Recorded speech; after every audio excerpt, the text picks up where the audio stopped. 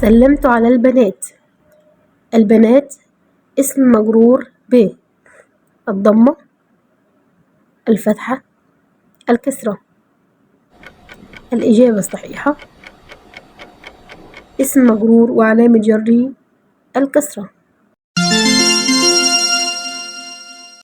السؤال الثاني: جاءت نسوة. مفرد نسوة: نساء، امرأة، طفلة. الإجابة الصحيحة امرأة.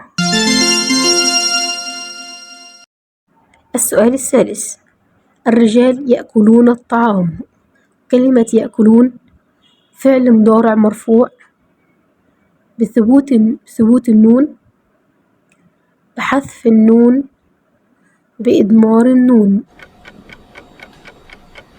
الإجابة الصحيحة فعل مضارع مرفوع بثبوت النون.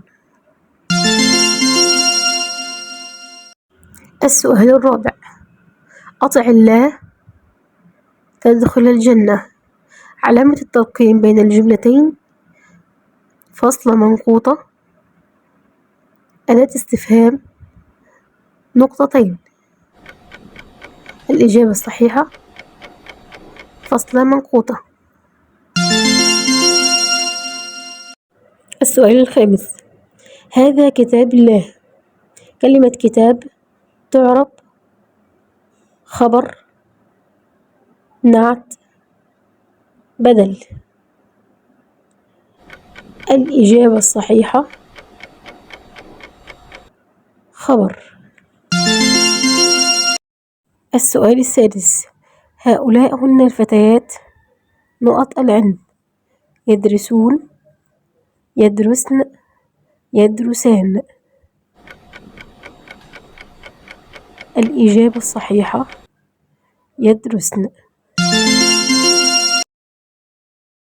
السؤال السابع: كلمة الجمل بها لام نوعها: شمسية، قمرية، أصلية.